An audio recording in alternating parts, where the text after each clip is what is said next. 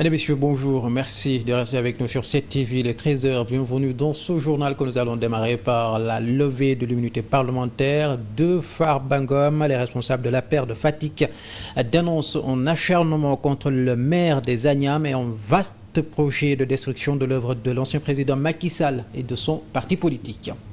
Et puis pendant ce temps, à Agnam, le calme est revenu après une violente manifestation des jeunes en réaction à la levée de l'immunité parlementaire de Mohamed Ngom.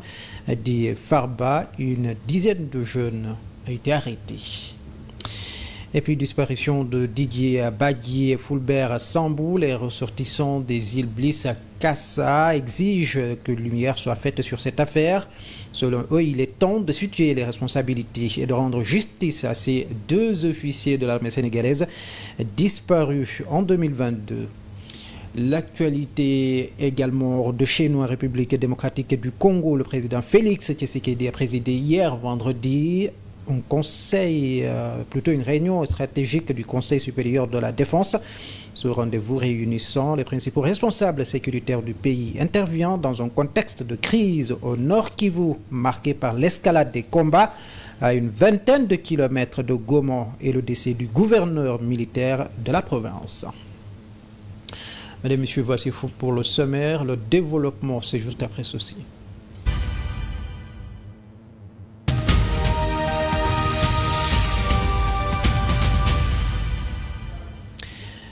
Soyez les bienvenus dans ce journal si vous le rejoignez. Je vous le disais tantôt dans les titres, levée de l'immunité parlementaire de Farba Ngom, ses camarades de parti, notamment les responsables de l'Alliance pour la République de Fatick, ont réagi à travers un communiqué. Ces apéristes estiment que la procédure judiciaire législative contre Farba Ngom entre dans le cadre d'un vaste projet de destruction de l'œuvre de l'ancien président de la République Macky Sall et de son parti politique. Communiqué parcouru par notre reporter Mamadou Kanté. L'Assemblée a adopté. Par conséquent, l'immunité parlementaire de notre collègue Mohamed Ngom est levée. Après la levée de l'immunité parlementaire de Mohamed Ngom, plus connu sous le nom de Farba Ngom, ses camarades de l'Alliance pour la République du département de Fatick lui témoignent tout leur soutien. Dans un communiqué de déclaration politique, ils qualifient la procédure judiciaire entamée contre le maire de Agnam d'acharnement qui s'inscrit selon eux dans un vaste projet de destruction de l'œuvre du président Macky Sall à travers des mécanismes de répression, d'harcèlement, de pression fiscale, d'humiliation et d'emprisonnement de tous ceux et celles dont le seul tort aurait été d'avoir servi le Sénégal aux côtés de l'ancien président Macky Sall. Selon toujours eux, la stratégie du pouvoir est de focaliser les énergies et les attentions des Sénégalais sur le seul fait qui ferait office de bilan une année après son avènement à la tête du pays. Le règlement de compte en lieu et place d'une indispensable reddition des comptes. Les apéristes du département de Fatick considèrent à cet effet que la justice des vainqueurs n'a pourtant jamais été juste. Ceci car elle est revanche et vengeance sur un adversaire qui lui a infligé une humiliation et historique défaite à Agnam et dans tout le Fouta historique. Il y ajoute que cette logique répressive est sans aucun doute un signal clair et la manifestation d'une grande chasse aux sorcières menée sous le drapeau de la traque des voleurs et pilleurs. Toutefois, ils attirent l'attention des Sénégalais sur les buts de la manœuvre et les buts de la guerre politique que le pouvoir engage contre l'APR et contre l'opposition. L'Alliance pour la République du département de Fatick reste cependant déterminée à soutenir Farba Ngom dans ce combat.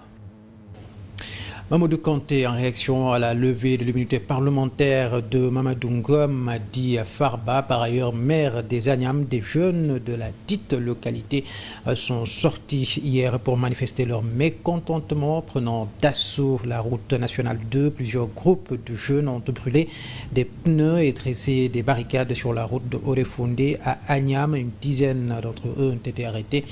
Vous le voyez d'ailleurs, ces manifestations dans ces images, mais le calme est revenu selon le correspondant de la RFM.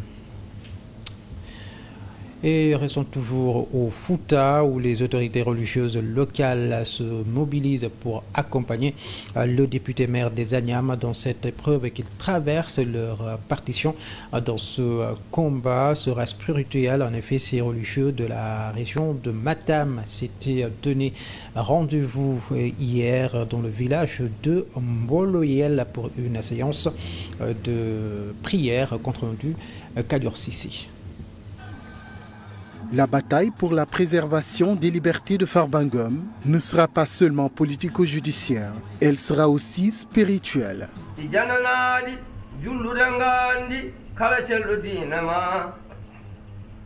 La mosquée du village de Boloyel a été le point de ralliement des autorités religieuses de toute la région de Matam en ce vendredi qui coïncide avec la levée de l'immunité parlementaire du député maire des Agnam. À travers leur chapelet, ils confient la protection de leur digne fils à Allah le Tout-Puissant. Nous sommes aussi regroupés pour procéder à une séance de lecture du Saint-Coran. C'est une séance de prière à l'endroit de Farba Ngom, le maire des Agnam. Oui, aujourd'hui, ce sont des vieux, des jeunes qui sont regroupés et des notables des différents villages qui sont venus ici pour prier pour Farba. Pour ces religieux, Farba Ngom a toujours été d'une grande utilité. Oui, c'est notre bienfaiteur à tous. Toutes les populations aujourd'hui sont conscientes de l'utilité de Farba au niveau des Agnam. Si quelqu'un a des difficultés pour aller en Europe, c'est Farba qui prend tout en charge. Si quelqu'un est malade, c'est Farba qui s'en occupe. S'il existe des familles qui peinent même à manger à leur faim, c'est Farba qui s'en occupe. Chacun est conscient ici de l'utilité de Farba Ngom. C'est le maire, c'est vrai, mais c'est notre bienfaiteur. Ça, nous ne pouvons pas l'oublier et nous l'oublierons jamais. Visiblement très secoués par les déboires judiciaires que traverse le digne fils de leur terroir, ils se disent tout de même convaincus de son innocence. Oui, étant donné que c'est la justice qui a besoin de lui, c'est vrai que le Sénégal c'est un état de droit, lui il en est conscient, il ne refuse pas, mais il est notre rôle de prier Dieu pour qu'il lui accorde longue vie, mais aussi que le Tout-Puissant le protège afin qu'il soit en bonne santé. Mais aussi mais pour notre part, nous aussi nous prions pour lui. Son immunité parlementaire déjà levée, Farba Ngom va donc affronter la bataille politico-judiciaire tout en comptant sur un accompagnement spirituel des religieux du Fouta. Kadior Sissi, en tout cas, l'Assemblée nationale a franchi hier une étape en actant la levée de l'immunité parlementaire de Mohamed Ngom, dit Farba. Les députés du groupe parlementaire Takoualou, eux qui ont d'ailleurs boycotté le vote, dénoncent une procédure biaisée. Regardez. Après cette étape, plus rien ne peut empêcher le juge de convoquer Farba Ngom pour l'entendre dans cette affaire de blanchiment d'argent présumé et révélé dans un rapport de la CENTIF. Le procureur général près la cour d'appel de Dakar m'a transmis en ma qualité de ministre de la Justice garde des Sceaux un courrier par lequel le procureur de la République financier sollicitait la levée de l'immunité parlementaire du député Mohamedou Ngom dit Farba. L'opposition dénonce une procédure accélérée qui viole les droits de leurs collègues députés. Dès le départ, nos collègues députés qui avaient en charge de mener cette affaire ont décidé de violer la loi et de la violer de façon flagrante et de façon délibérée. Pensez-vous que lorsque nous, en tant que défenseurs de Farba Ngom, nous demandons que les faits soient portés à notre appréciation, pensez-vous que 4 feuilles volantes qui consistent à transmettre un dossier, que ces 4 feuilles volantes suffisent à faire preuve de dossier? Mais la majorité dément et se défend. Selon elle, la procédure qui a conduit à la levée de l'immunité parlementaire de Farba Ngom n'a pas été faite dans la précipitation et elle a aussi respecté le règlement intérieur de l'Assemblée nationale. Il n'y a jamais eu de précipitation ni d'accélération de la procédure, en ce sens que l'Assemblée a été saisie le 10 janvier. Aujourd'hui, nous en sommes au 24 janvier, donc 2 semaines après. Un argument rejeté par l'ancien président du groupe parlementaire Benno Bokk Yakaar, dénonçant dans la foulée des poursuites judiciaires commanditées par Ousmane Sonko. C'est l'exécution d'une commande politique d'Ousmane Sonko. Il avait dit à Agnam lors des législatives que c'était la dernière campagne de Farba Ngom. Farba du mës a bokkati ci élection fii ci Sénégal. N'ayant plus cette immunité qui le protège en tant que député, Mohamed Ngom dit Farba pourrait être entendu par un juge dès la semaine prochaine sur cette affaire présumée de blanchiment d'argent révélée par un rapport de la CENTIF. Avec cette levée de l'immunité parlementaire de Farba Ngom, le parquet financier a reçu donc le feu vert de l'Assemblée nationale pour l'entendre donc sur les faits qui lui sont reprochés. Maître Ahmed Thiam, consultant et président de Justice sans frontières, analyse le déroulement de cette procédure et qui marque un tournant dans cette affaire. Aujourd'hui, on peut dire que M. Farba Ngom est justiciable. Il n'y a aucun obstacle qui empêche maintenant la justice de le convoquer ou bien de le auditionner. Maintenant, puisque, comme le dit la loi sur le blanchiment de capitaux, la loi de 2004 qui dit que lorsque le procureur reçoit le rapport de la CENTIF, il doit automatiquement saisir le juge d'instruction. Donc, c'est une règle obligatoire. La saisie du juge d'instruction est une obligation dans cette affaire. Donc, il peut à tout moment, même dès la semaine prochaine, le juge d'instruction, près du parquet financier, peut convoquer M. Farba Ngom, oui, pour l'entendre. Il pourra aussi interroger sur les faits qui lui sont reprochés et éventuellement sur les preuves présentées par le parquet financier. Mais à l'issue de cette audition-là, le juge d'instruction peut décider soit de l'inculper lorsqu'il existe des indices graves et concordants. Maintenant, le juge d'instruction aussi, il pourra, soit après l'avoir l'inculpé, il peut le placer sous mandat de dépôt, c'est-à-dire l'envoyer en prison, en attendant que l'enquête se poursuit. Il peut aussi l'inculper et le placer sous contrôle judiciaire, c'est une possibilité aussi, et le mettre ou bien sous bracelet électronique. Tous ces cas de figure-là sont plausibles. Et puis je vous le disais également dans les titres que les ressortissants des îles Bliss Kassa exigent que la lumière soit faite sur la disparition d'Olivier Badji et Fulbert Sambou. Selon eux, il est temps de situer les responsabilités et de rendre justice à ces deux officiers de l'armée sénégalaise disparus en 2022. Les ressortissants prévoient d'ailleurs une série d'actions pour pousser les autorités à élucider cette affaire. Il faisait face à la presse hier. Le garde des Sceaux, ministre de la Justice, a fait une sortie et cette sortie nous a motivés à venir encore parce que nous savons que maintenant ils ont les éléments nécessaires pour que la lumière soit faite sur la disparition de nos frères. Dans quelles conditions ils ont disparu et comment le gouvernement compte réparer cette injustice. Le ministre a parlé de la dernière fois de commanditaires et d'exécutants qui seront identifiés et qui payeront. Nous attendons que le gouvernement passe à l'action parce que nous sommes fatigués d'attendre. Nous sommes dans des situations très difficiles. Les familles sont dans des conditions de vie très difficiles que vous ne pouvez pas imaginer. Ça fait maintenant 8 mois qu'on attend. Je pense qu'il est temps vraiment qu'on nous dise quelque chose. Et que les Sénégalais qui attendent d'avoir des explications claires sur ce dossier soient édifiés. Nous prévoyons de mener des actions sur le terrain.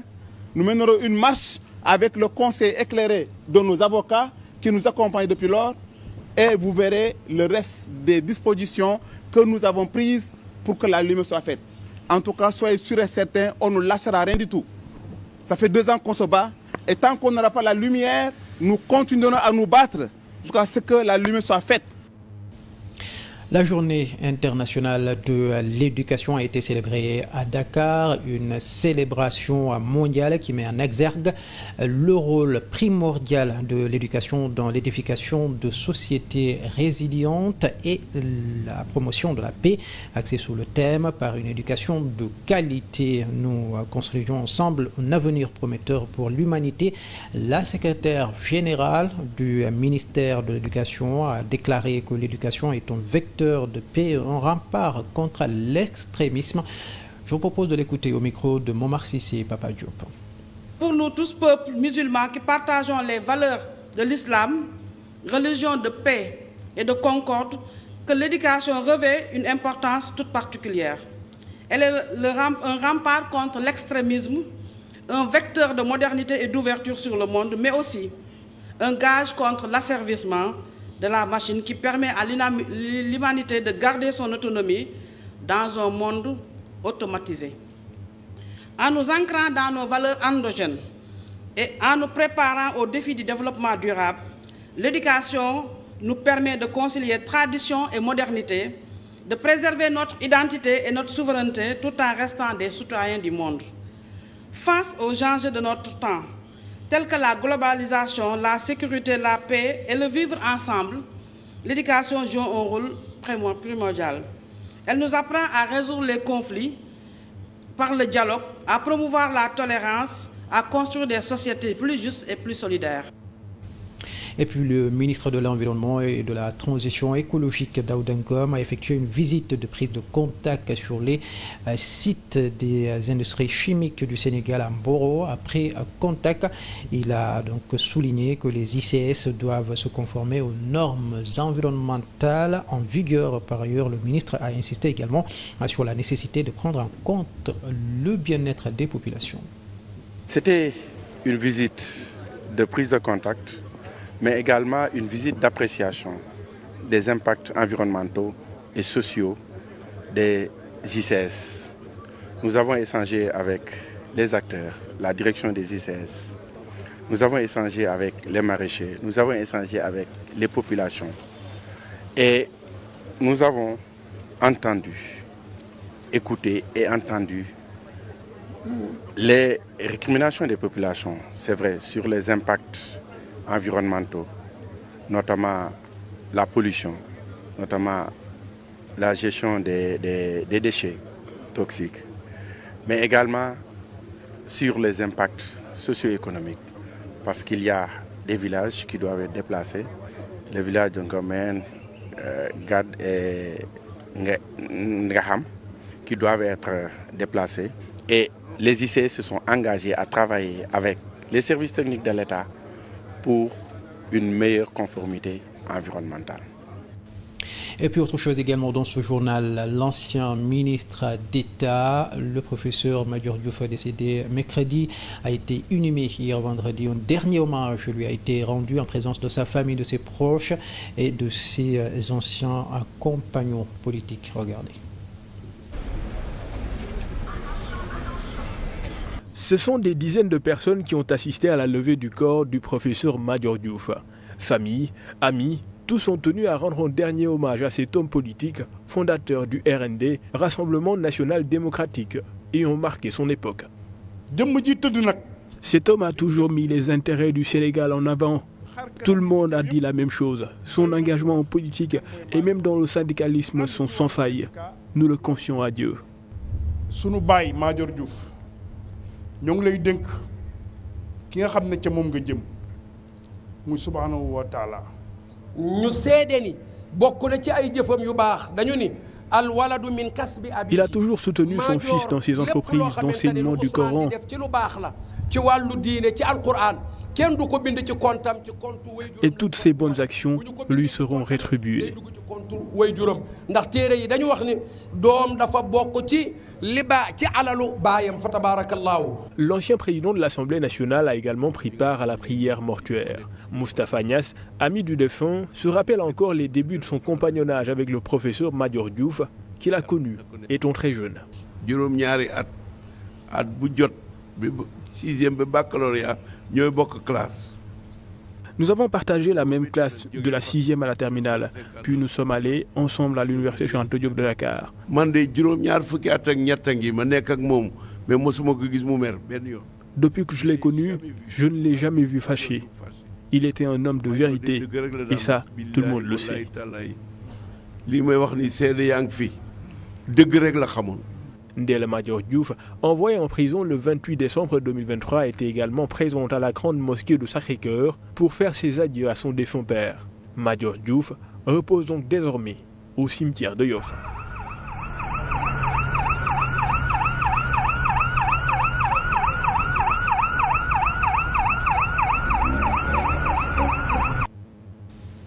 L'actualité hors de chez nous, en présent, en République démocratique du Congo d'abord, où le président Félix Tshisekedi a présidé hier vendredi soir une réunion stratégique du Conseil supérieur de la défense.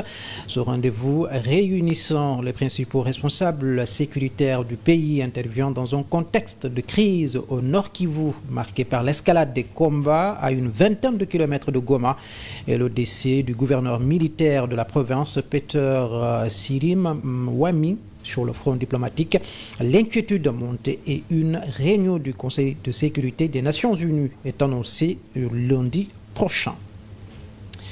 Pendant ce temps, au Tchad, le MPS, le parti de l'ex-président tchadien Idriss Déby, aujourd'hui principal soutien de son fils et successeur Mohamed Idriss Déby, sera réuni en congrès le 29 de ce mois après sa large victoire aux élections législatives du 29 décembre dernier. Une victoire contestée par l'opposition dont une partie avait boycotté le scrutin. Le mouvement patriotique du Salut souhaite s'atteler à la refondation du Tchad. Nous venons à présent au dernier élément de cette édition et c'est avec la revue de la presse.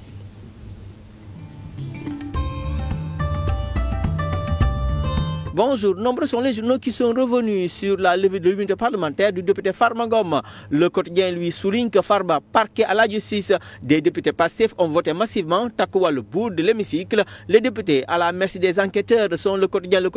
Selon enquête, les juges sont désormais libres d'auditionner le député. Maître Aïssa Sall Sall dénonce une précipitation dans le traitement du dossier. Pastef botte en touche. Des manifestations éclatent à Agnam après le vote de l'hémicycle, estimant que la procédure menée contre leurs collègues relève d'une forfaiture. Les députés du groupe Takowalu ont boycotté le vote à la demande d'un des leurs, dont Abdou Mbow.